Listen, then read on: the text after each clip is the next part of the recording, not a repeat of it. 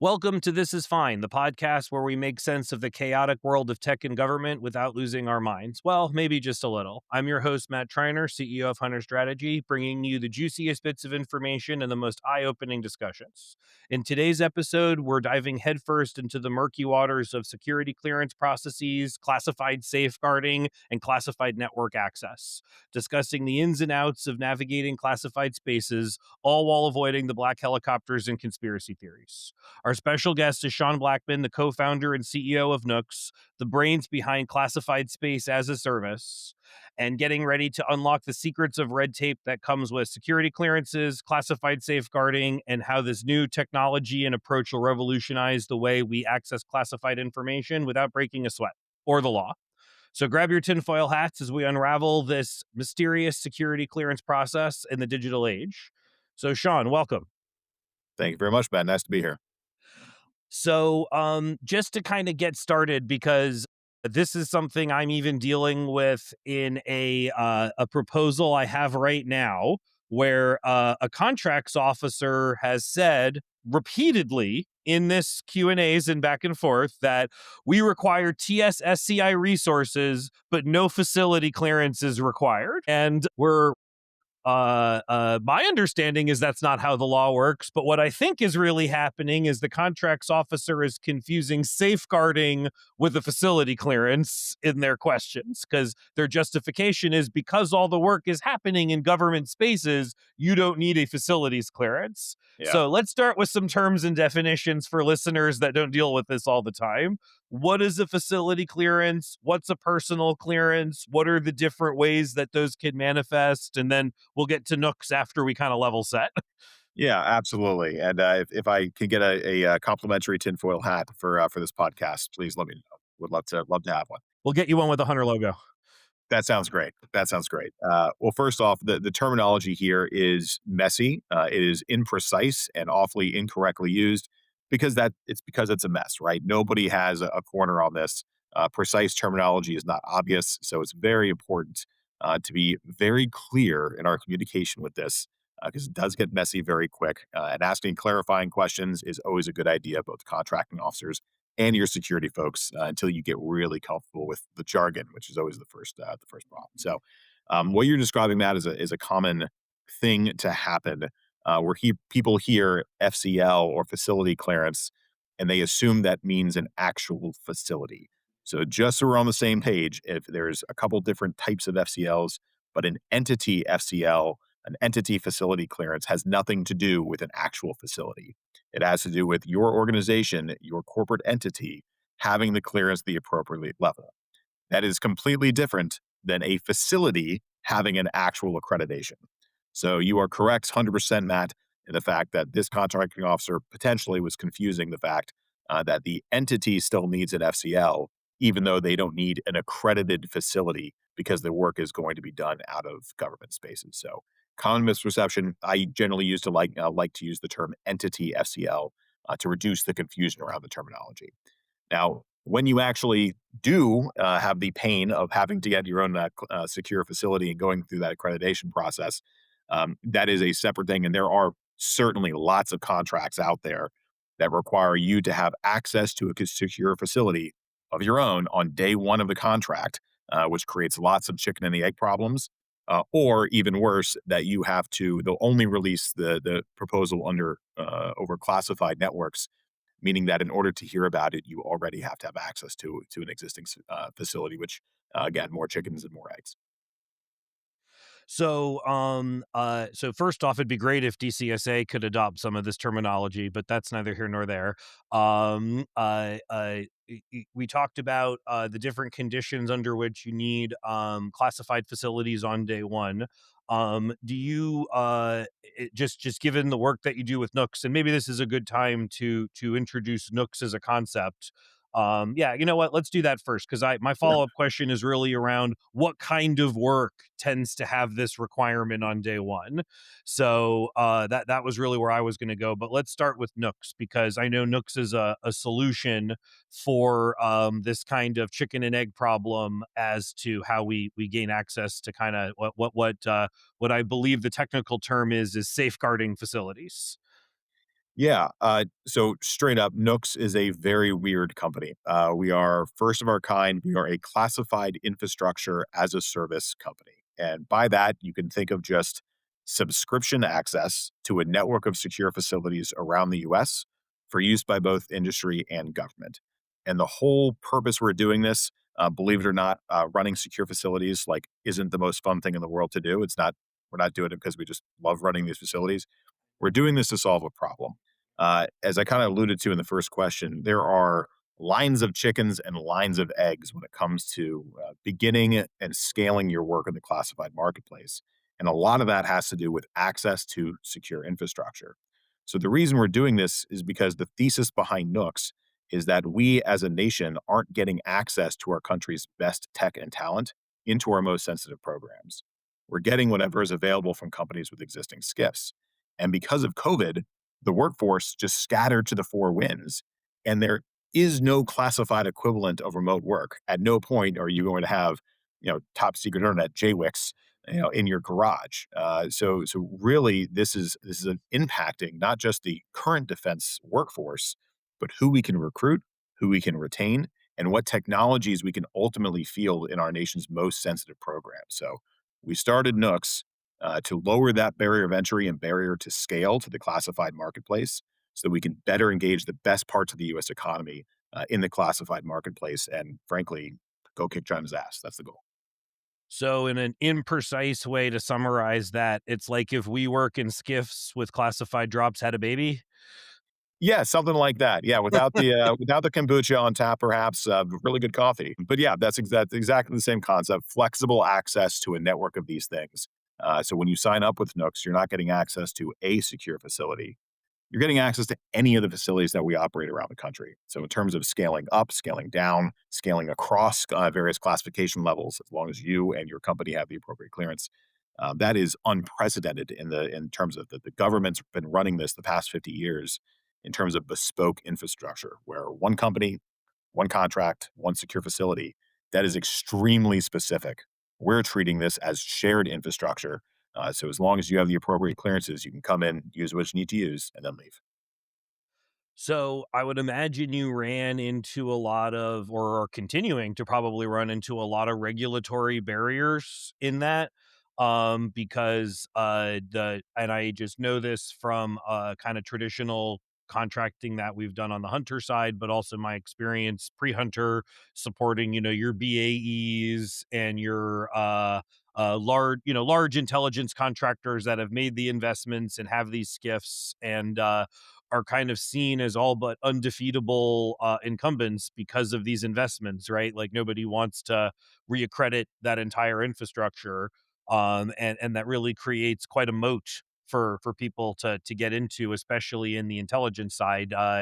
Defense side's a little more has a little bit more flexibility with technology, but on the intel side, there's next to none. What kind of problems do you come across when trying to build out something as convenient as this? We knew when we started this company in the middle of COVID in 2021 that we had our work cut out for us. So, it's all some of the most challenging parts of the federal government packed into a single company in a lot of ways. So lots of pushing against glaciers. But what we found has been pretty interesting. There is nothing within existing law or policy that prevents this. This is largely an interpretation blocker more than an actual policy blocker, and it's a lot of it's cultural. I was a Navy guy back in my active duty times, for naval aviation, the rule was unless something said that you couldn't do it, it mean that you could. Well, in a lot of parts of the DoD, it's the opposite, right? Unless something explicitly says that you must do it, it means you can't. So that's the difference, right? The governments, particularly the accrediting agencies, have all of the authorities and responsibilities to go do this and go do it now. There's existing legislation on the books in both NDAA and IAA that directs this to happen. The question is how. There is no checklist for this. And I have a lot of empathy and compassion for the accreditors because they are trying to go down their standard checklist of, hey, if this, then this, if this, then this. And what we're doing just, it falls in some gaps and seams that they just don't know what to do with it. Standard large government bureaucracy fashion, they need top cover. And more we've had to engage with both, not only Congress, but senior leaders and also the action officer level to make sure that they know that this is not just what they, not just allowable, but this is what they should be doing. This has been directed from multiple levels of government. So, Matt, just like any kind of large change that we make in the country, it takes time, it takes pressure, it takes an influence campaign, but more importantly, almost more important than anything else, it takes a team with incredible grit and determination to continue to push against these things because it's this isn't laws of physics we're challenging. It's human nature, it's personalities, it's these individual hearts and minds that are going to have to be won over time. So it sounds like, and just kind of laying this together a little bit, it sounds like you're not solving, not that it's bad, right? You're solving a different problem. So there's the cleared entity problem, which is how do I get sponsored as an entity to be eligible to win this contract, which maybe you have some other services that support that as well. But that's kind of, you have the business problem of sponsorship, and then you have the process problem of actually going through that sponsorship process. But it sounds like you're kind of looking more towards we have a customer, they're willing to sponsor you, but you need access to SIPRNet or JWix or some coalition network. And you're located, not necessarily next to where that agency is located. And I can attest to that. We have people supporting a contract for OSD, which is based out of the Mark Center, right near DC. And we lose our shirt just flying people from Iowa and Florida back and forth to the Mark Center just to like Mhm. SIPRNet server went down and we got to go reboot it. And so people are like literally catching flights to do stuff like that. So it sounds like that's really the problem that you're going after, people that already have kind of identified customers and sponsorship, and maybe they have the entity facility, or maybe they don't yet, but they're able to get there, able to solve that business problem. But then you're getting to that next level of, well, how do I perform the work if the best people aren't necessarily available, or not necessarily the best value people? Maybe that's the Mhm. best way of saying it, because you can get a lot of really great talent in the Midwest for technology that's not being paid what is frankly just inflated DC area rates. And when I say inflated, I don't mean it's wrong from a cost of living is higher. So of course rates are going to be higher, but you're not getting talent for it. You're getting proximity. Yeah. Right. And we find that we can find some really wonderful people that are outside of it. They haven't yet been completely butchered by all the processes in government. They're still excited to come on and like support some of these nuanced challenges and kind of be part of the mission. And what's frustrating for us is like we've gone down the point of trying to contact the Iowa National Guard, the Air National, because we know that they have these networks within a Mhm. 20-minute drive of these people's homes.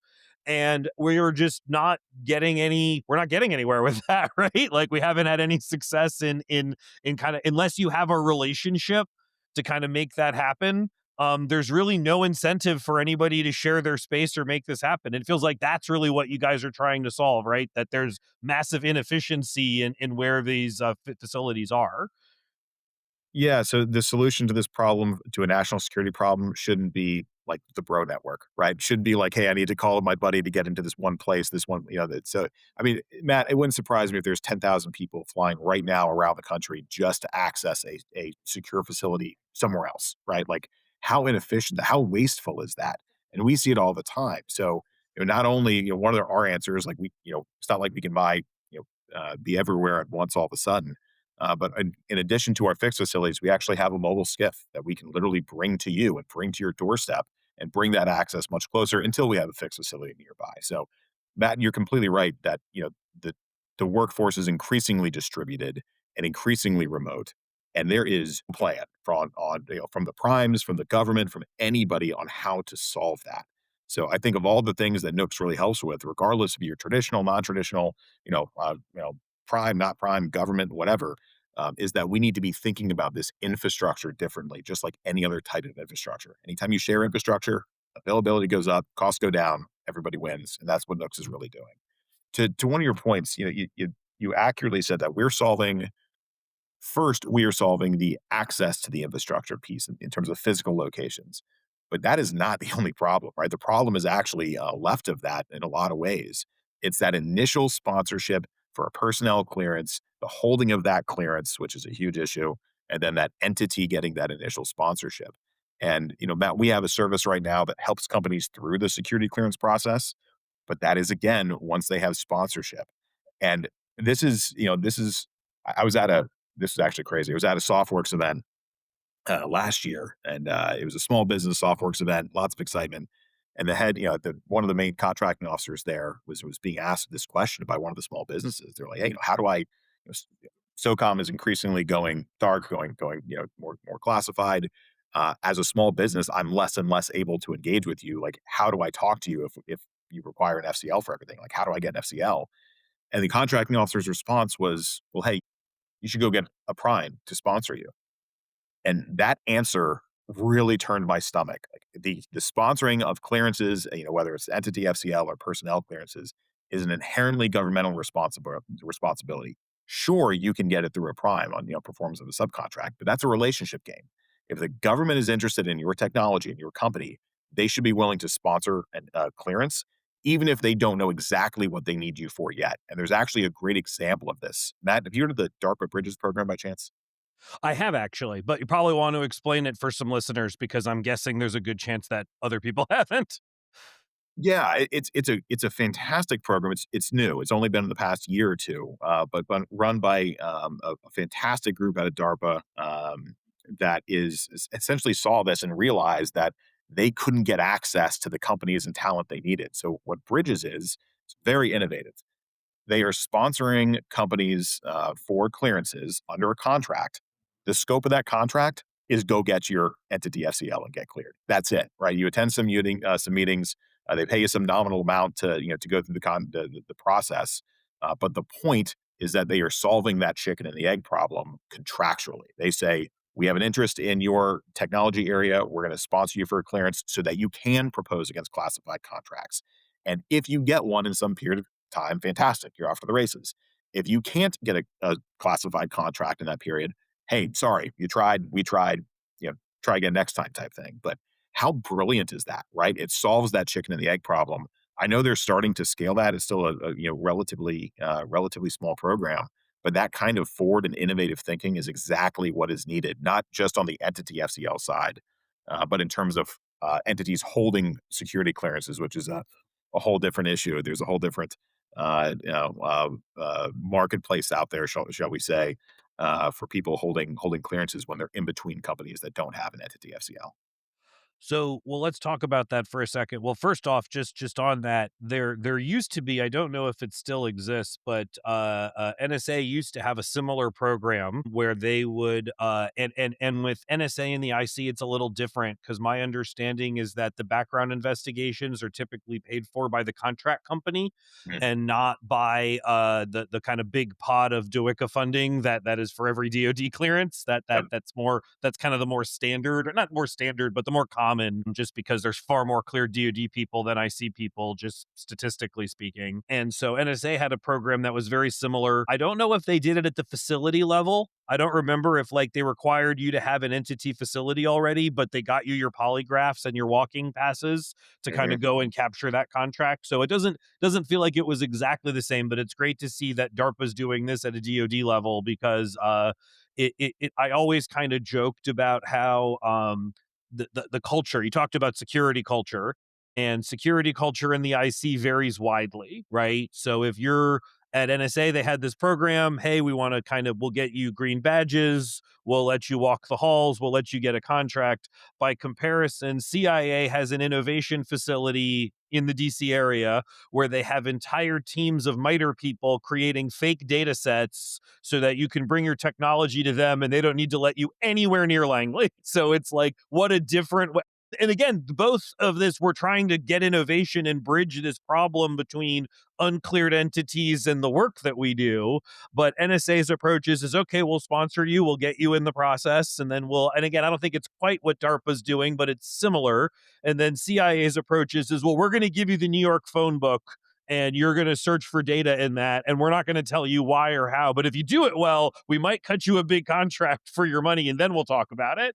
So it's or for your technology, and then we'll do it. So it's just a very interesting cultural difference there. So I'm curious, one, are you looking to solve the intelligence problem or the defense problem or both? And why do you think that those are do you think that both of those can be solved by one concept, or is the security culture too different to do that? So, the past 50 years, one of the reasons that all of this is so hard to solve is because nobody actually owns this problem. There is no one federal entity that's in charge of it, right? It's been bifurcated amongst all of these various agencies, which, compartmentalization that helps with, right? What it doesn't help with is scaled solutions. And really, if we're as we're kind of pivoting from the past 30 years and kind of low threat conflicts to the high end fight to great power competition, our approach to security needs to change. We need scaled solutions. That means that we can engage better, more and better parts of our economy that's not doing this work. China is not dealing with the same issue, right? If they have a technology that, that's a Chinese company, they can just take it. They can just say, that's now ours. Congratulations. We really can't do that in a free and open society. So we have to find different ways to entice the best parts of our economy to do this work. And what that means is we need to be approaching this problem a little bit differently. So, as an example, Matt, like we're trying to solve this. Our relationships and our backgrounds are more on the defense side, so we're starting there. But we certainly feel that a more holistic and scaled approach over time is going to be not only warranted but wanted by the government itself. And just to kind of, if I was, king for a day and I could do, maybe not anything, but solve this particular problem for a day, perhaps, I would say, hey, what are the 10 critical technology areas that, DIU has identified and OSDR&E and, OSC, Street Capital have identified that they are most interested in. And I would, if I was them, I'd say, hey, look, a lot of these use cases are going to be classified. We don't know what the classified use cases are yet, but we need to get any company that can be cleared, the people that can be cleared, that are doing this work specifically, get them cleared now. Don't wait until the classified requirement pops up on a contract to do it. Get them cleared now so they're able to compete against that at the very next opportunity and get in those rooms and hear about those use cases. That type of forward leaning approach is really what's needed, regardless of whether it's a DoD thing or an IC thing. Like there needs to be some status where you can get some like interim clearances certainly exist, but there's still two birds in time. Like we need to be moving faster, and anything that allows us to do preload that work in anticipation for future need is what needs to be happening right now in a way that we're not seeing at scale. We're seeing it in fits and starts, right? The NSA approach, the CIA approach, the DARPA approach. These are all great fits, the beginnings of this, but you need to scale them to something meaningful for it to have a national security impact. So I have two questions because you one is you talked about the time, the element of time in this. And I think that a lot of people that are listening are not necessarily going to have an appreciation of how long it takes to go through this. So let's forget the sponsorship time Yeah. because shopping for a sponsor can be years, Yeah. right? Decades and whatever. And by the way, on the hunter side, we got every single facility or upgrade we've ever gotten always through a prime contractor, right? Yep. Never had I've never, I don't even think I've seen in 20 some odd years of doing this an agency do a direct sponsorship of an uncleared entity. I don't think I've ever seen that. Yeah. I've seen Check this out. agencies downgrade requirements to unclass to be able to get to the people that they want to. When a lot of times class, like, and it's also there's some fun inefficiencies like if you my favorite one to pick on for this is DISA, but there's lots of them. They're just an example that I know. Most work at DISA doesn't actually require a secret clearance. Most work is unclass, but if you want to do a processing for a CAC card, which is 100% required for all work at DISA, if you just do an HSPD 12 investigation, only the government can initiate those. and there's only so many government FSOs that are, or SSOs technically on the government side, that are available to do that. And so they just push it to secret so that you can, because if you send a secret, we can get a cat card right away. So they just make everything secret, and industry is able to sponsor, process, and push secrets. So they've just created the secret requirement for a cat card when a cat card is inherently an unclassified thing. And so that's the world we live in. I play the game. I don't make the rules, right? That's what I tell people all the Right. time that are frustrated with this, because I genuinely believe that, right? If I wanted to change the rules, I'd run for office. That has not been an ambition of mine. Or I take a GS position, which is also not a massive ambition of mine. Uh, so I always joke, in retirement for me, that would be a wonderful thing to do, because I feel like I could make an impact and have a lot less stress in GS than where I am today. But any good GS would tell you that there's just as much stress there as there is on industry. But that said, like, from I get the sponsor, how long does it take to get an entity facility clearance? And again, approximations. I understand that that all Yeah. changes with time. And then how long does it take to go from that entity facility to I have SIPRNet or I have JWIX drops available? Like, what is the time that you're saving by kind of scaling this approach with Nooks? Oh my God. Yeah. So before I answer those directly, Matt, I have another good story for you. So oftentimes, because we're helping a lot of companies through the entity FCL process, we oftentimes have to teach the government how to submit one because they've never done it. Just simply because they've only ever worked with primes who already have it, which you're like, we right? But it happens, right? They've never worked with a non-traditional or a small company that they wouldn't have done it. So that's our experience. Generally speaking, what we see from, from you actually get that sponsorship, get it through, submit all the paperwork through DCSA, you are minimum 6 to 8 months, and that's things going very well, right? That's things cracking along as they should. DCA's performance on this varies over time. I think they actually release a quarterly report on how they did with both personnel clearances and the entity FCLs in terms of turnaround time. They give averages, which there's a average is high a lot, on the on the ends. But we have absolutely run into companies that have been in the process for over 2 years. Now, when they're in the process, and that's just to get their initial entity FCL. Now, generally, when it's been more than 2 years, something's going on, right? Something has gone wrong. Either something has happened at DCSA or there's something they just really can't get their arms around. These days, the biggest thing that gets people stuck, and particularly in the startup community, is FOCI concerns, foreign ownership control and influence concerns. Particularly when you're taking money from VCs and other sources, like that that can elongate your process just because they got to look into those entities. And actually now there's a FOCI review, I think, for all SBIRs, SBIR contracts that are being let as well. So the government's getting serious with this, which is good. We want that level um, of discipline around this, but it adds to the time. So really, what we recommend from people, if they're wherever they're at in their journey, try to secure that sponsorship early in your company's life cycle if you can. So there's just less to look into, less to clear initially, um, and then go for it as quickly as you can, type thing. So if you're at the challenge, one of the challenges is when DCSA has a very strict timeline in terms of when you need to submit certain things. And if you miss that, you oftentimes go back to the start. You start at the very beginning of the process and you start over. That is painful. And a lot of these companies have FSO as like a 10th hat somebody's wearing, right? It's not their full-time role. There's something they're just doing.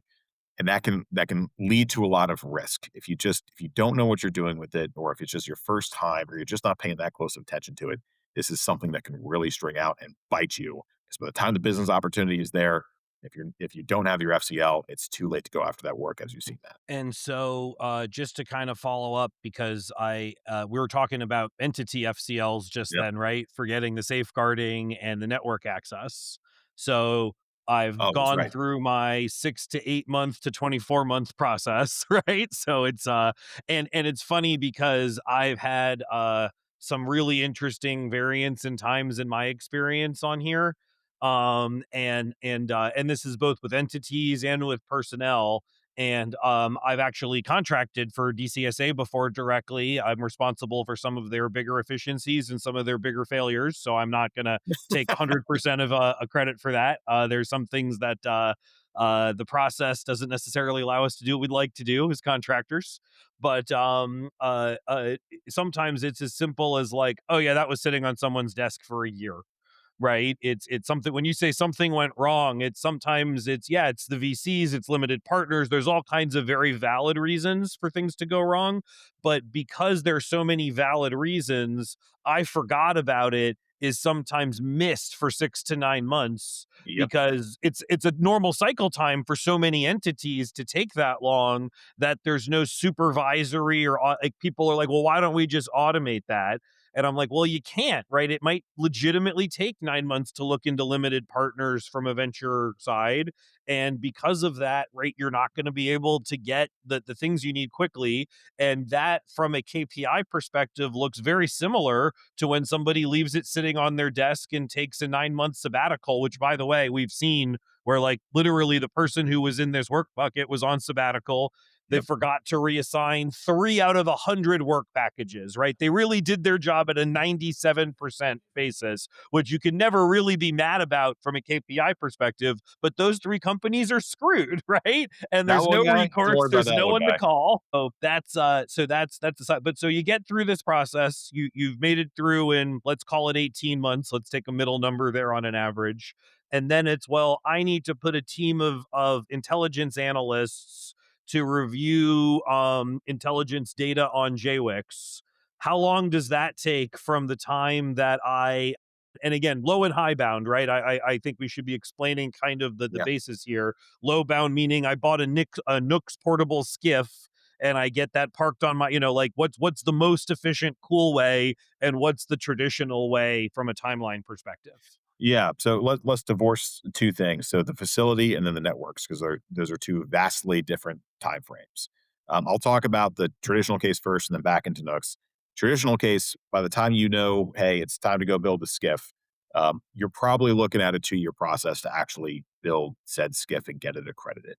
That is just the physical space. I was going to say that's not the network you're talking about. That's just having a space that could theoretically contain a network later. And they will not let you start the network process until you have an accredited space. So we're talking in serial, one step after the other. I mean, Matt, literally, you may never get, I mean, there are very few contractors that actually have no kidding SIPR and no kidding JWICs in their facilities. Now, there is ways to get separately accredited networks of your own, corporate LANs and WANs that are at those levels. That is a shorter time frame, but it still ain't short, and you still need to have the place to put it. So this is a bucket of pain and time. So it's not unusual to have like companies that have been doing this for 5 or 10 years that still don't have their own skiff and still don't have their own networks. It is time consuming and incredibly expensive to do this. So one of the reasons we started Nooks and then the way we did this was like, holy crap, like you know, who can do this, right? Who can actually legitimately enter this marketplace and scale something quickly, even if they have the best people and the best talent? They simply can't. The system and the process will not allow them to move at speed and scale in the way that's needed. So, what are we trying to do with Nooks?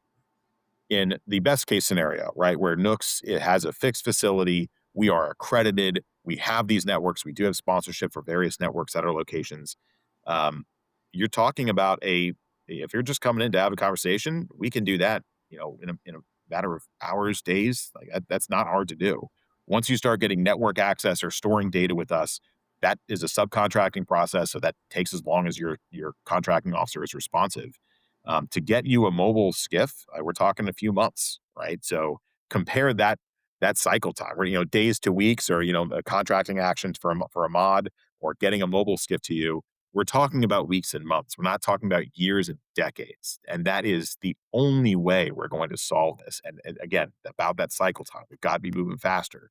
And unless we can bring this infrastructure closer to where it's needed, we're going to continue to lose out on the best tech and talent this nation has.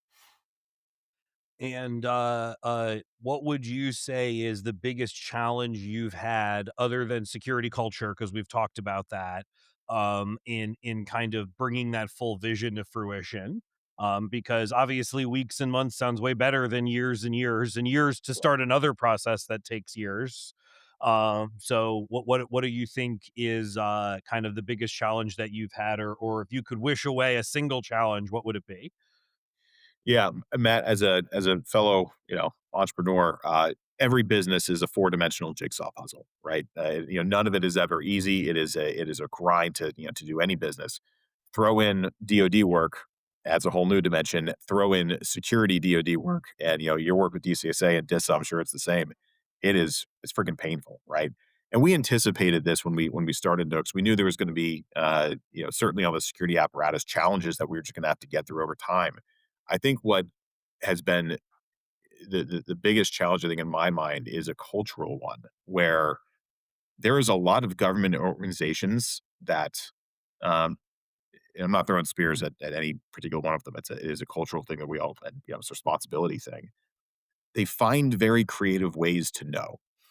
It's not how do I get to yes, it's various ways in which we can justify a no, because no is the easiest answer. And that's a human thing, right? That's not a government thing, or that's just human nature. And particularly in a large bureaucracy where you're never rewarded for taking a risk, you're rewarded for nothing bad happening on your watch. That is a very that's challenge. That's just a challenge, right?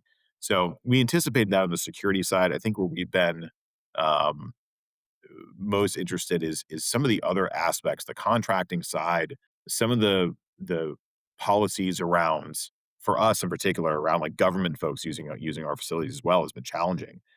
Those are all overcomable though. We've solved for 90% of those. I think the remaining ones on my side is probably like the IT stance that the federal government's currently in. Like you know better than anybody, it's a mess out there, right? I mean, there's probably 1,000 plus classified networks out there, and it is gross. And network consolidation is happening, and cloud migration is happening. It needs to happen much much faster. And for Nooks, like what we really need is distributed access to IT, and those movements to cloud really justifies why you need something like Nooks as well. So we can work with the government where it's at in terms of their current IT stance, but we're really hoping they speed the transition to a more streamlined approach to comms and to IT in general. And are efforts like the consolidation for DoD net, like, helpful towards the cause? I know for me, just because I have to access 3 different networks that are all somehow SIPR, they're everybody kinda has their own enclave in that approach, and, you can get to EMAS, you can get to 365, but you can't actually get to your servers or your workloads, from somebody else's SIPR necessarily. Are what government efforts are like, again, DoD net's the only one I can think of, but are there other kind of ongoing government efforts that are kind of not necessarily intentionally but helping the cause?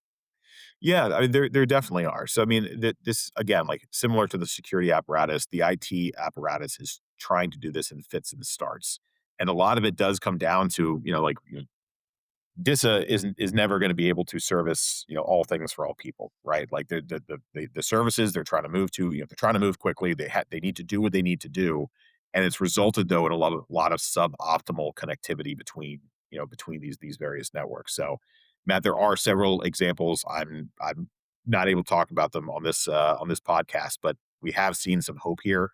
My what I see is the next 5 years, we're going to see a lot of progress with this, particularly with things like zero clients, where you're able to, there's no data on that computer. It's just a pretty picture on a screen that opens up a lot of optionality for folks and security. Like, for us, but there's no data, in the box. Um, makes it much easier to protect. How do commercial solutions for classified fit into this mix?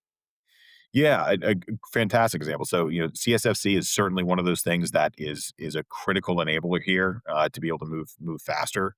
The process is still, I think, too long, justifiably sometimes, right? It's a you got to be doing this right. But we need more readily available solutions.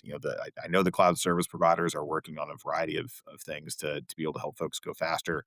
But we need a scaled approach, and right now, like there's just no silver bullet for classified IT. There's just not. and there needs to be better answers here. We need to connect the folks that need to be able to connect should be able to connect. Doesn't mean that, they need to be able to see everything that each other sees, but they do need to be able to send emails. They do need to be able to talk and have a VTC without it being an act of Congress to make that happen. So, faster is better when it comes to the IT side. So we're bumping up on time. So I did want to ask, just as kind of a closing thought for listeners, what do you, given the kind of, like you said, I think it's better than calling it the chicken and egg problem. It's lots of chickens, lots of eggs. I'm going to Yeah. use that one day. It's because it's true. What is the in your mind? What would you tell people that are trying to get into this space, that either have novel dual use solutions that they're pushing for, dual use being kind of the keyword in commercial IT, kind of making its way into the DoD space, or just I want to take my Kubernetes skills and bring them to the government because the government is doing this very, very wrong and believe in efficient use of tax dollars. So I want to take my company that's already doing Kubernetes for, I don't know, Nike, and bring that into the defense space. What do you tell those kind of companies in how to break in, and what would you recommend that they think about first? Yeah, so I actually, highly so dual use is actually a great way to approach the government. A high risk way to approach the government is to make them your only customer. It is very, very difficult and a long time frame to win that, win those first contracts and get going, even if you're starting as a subcontract. Like, it's very, very difficult to break out. So what I would encourage is make sure that you have a technology that's interesting that maybe you can generate some revenue on, to sustain your journey into the DoD marketplace. Once you start entering the DoD marketplace, maybe you're going after a subcontract, maybe you're going after, a SIBR of some kind. Um, Start thinking about the classified component early. Uh, it needs to be treated.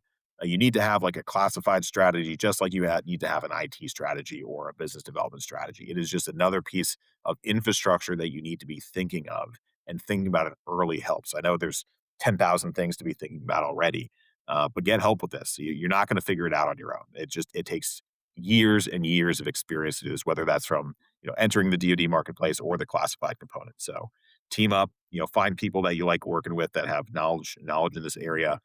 It is absolutely worth it, rather than you just trying to do it alone. That's really the best advice I can give is find the folks that are knowledgeable and are trustworthy and go from there.